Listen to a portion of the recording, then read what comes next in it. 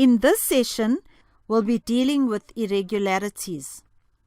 What can be seen as irregularities, and how do we deal with the different situations? According to Section 8 of the DHET policy document on examination rules and procedures, candidates who contravene or infringe on any of the examination rules and regulations may be guilty of an irregularity.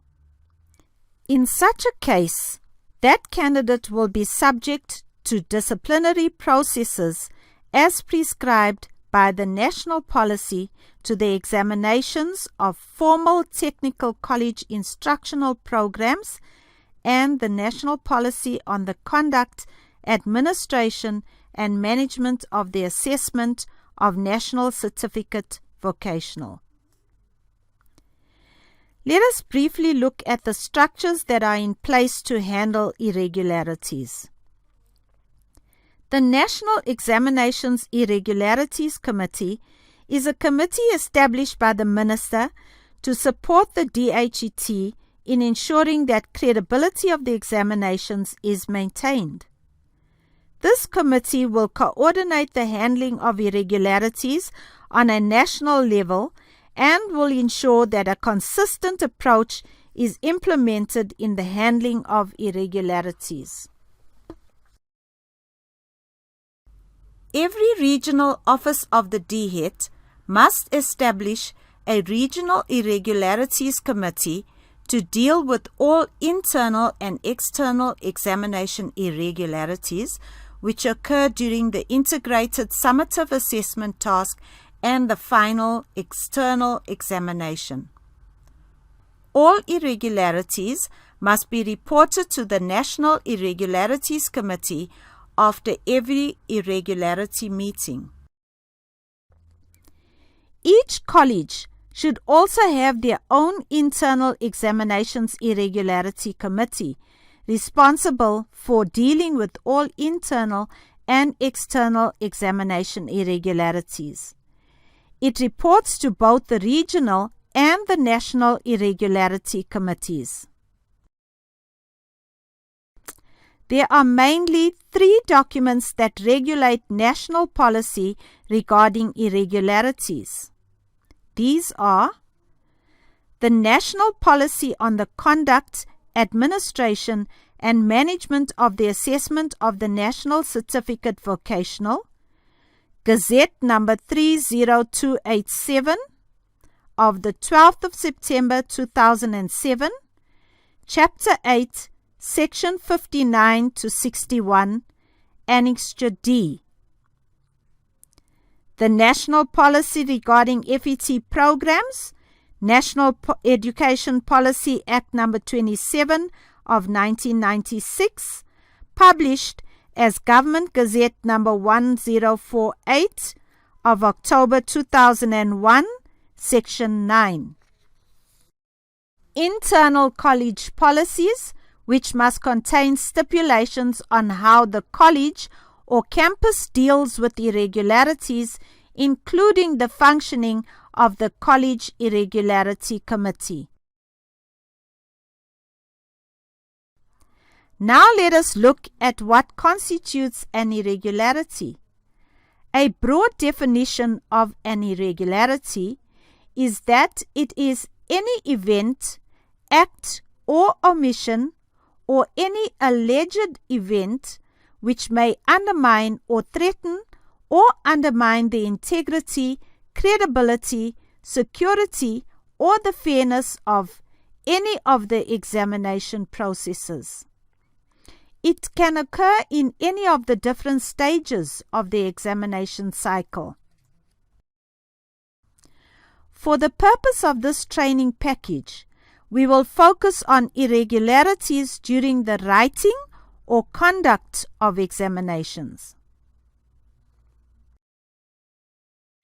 Examination irregularities during the conduct of examinations are categorized into 3 groups, namely administrative errors or omissions, or technical irregularities, behavioral offenses, acts of dishonesty.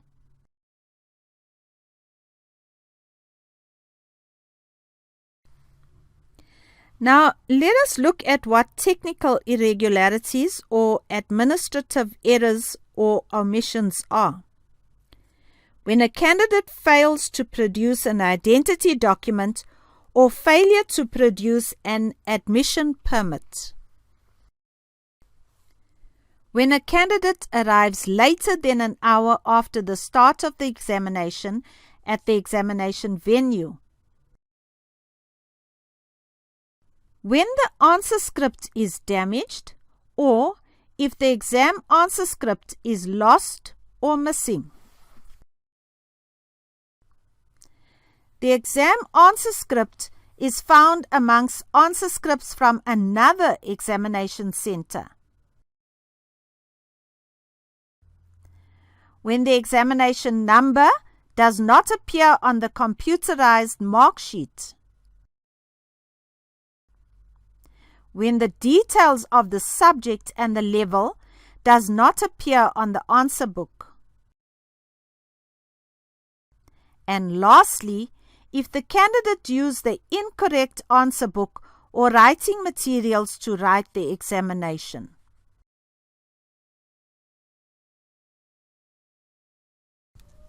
Let us now look at behavioral irregularities. The national policy documents describe what irregularities can be criminally prosecuted. It states the following 4 behavioral examination irregularities are deemed serious and warrant prosecution as per the Criminal Procedure Act. 1.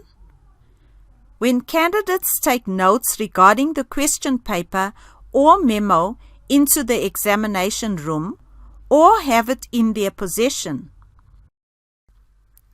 2. When candidates assist or attempt to assist another candidate, obtain assistance or attempt to obtain assistance from another candidate or from the invigilator. 3. When candidates cause a disturbance in an examination room or conduct themselves in an improper or unseemly manner and refuse, after being warned by the invigilator, to cease the said disturbance or improper or unseemly conduct. So the 4th irregularity that warrants criminal charges is when a student disregards the instructions of the invigilator concerned and, after having been warned by the invigilator, continues to disregard such instructions. Let's get back to some more behavioral irregularities. Candidates sharing or being part of activities to gain unfair advantages during writing also constitutes a serious irregularity. And lastly, we have mentioned it before, candidates in possession of a cell phone should be charged with an irregularity. Why? Just think how easy it is with today's smartphone technology to take a photo of the exam paper and get answers on your phone. It must be remembered that none of these behavioral offenses may be dealt with at college level only. It must be reported to the regional and national irregularity committees for further action. Let us now look at acts of dishonesty. That appears when a person or official is writing an exam for another candidate. This is considered as fraud.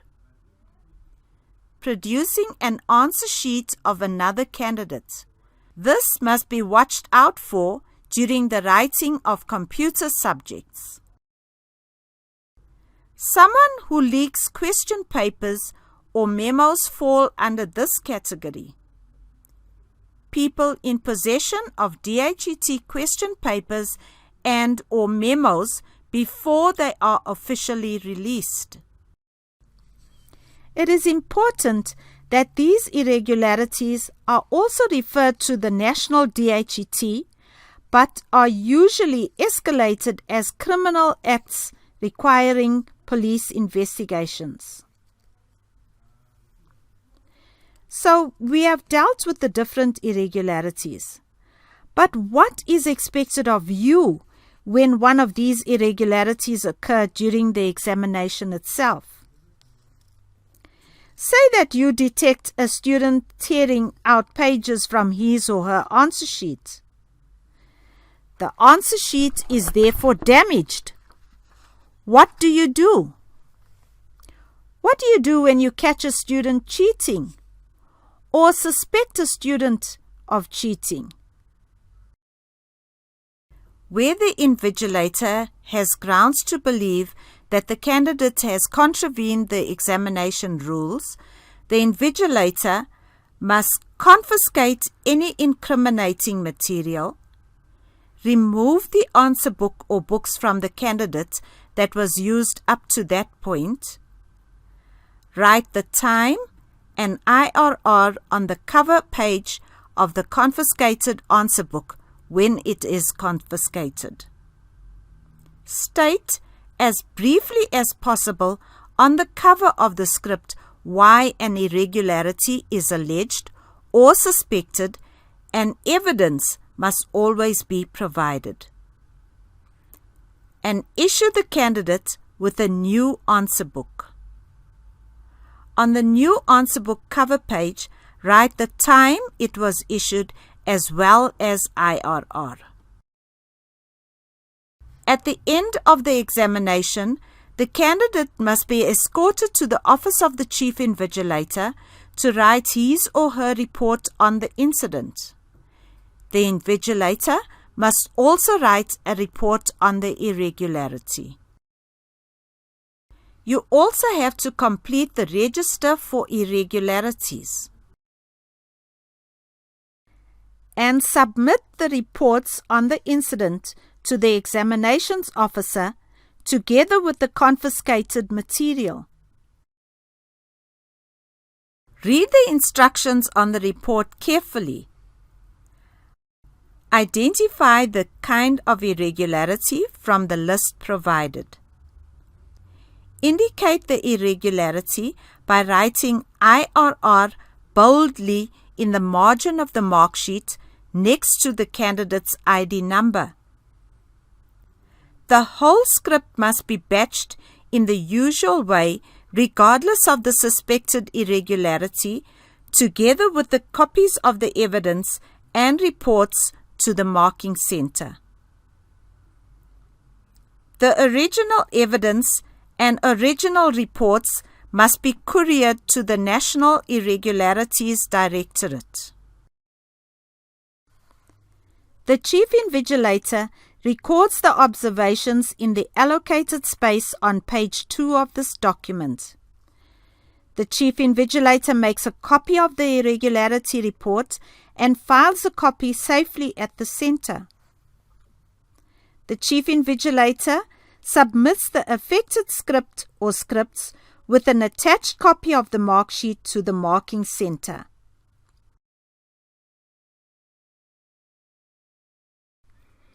The invigilator and the Chief Invigilator must make sure that the annexures are completed.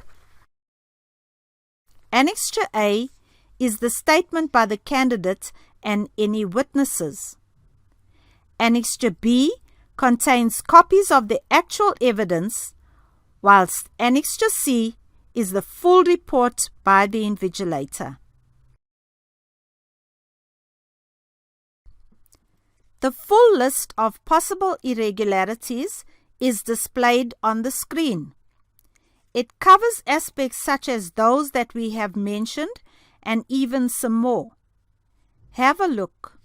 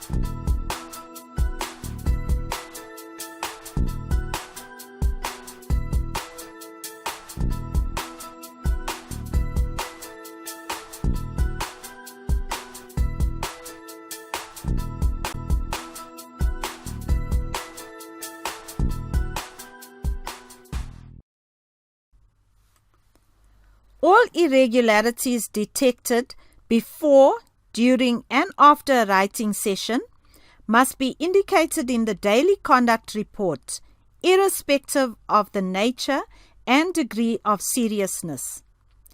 These also include technical and administrative irregularities where a candidate is not necessarily at fault and the irregular practice was alleged by the examination center officials during the conduct of the examinations.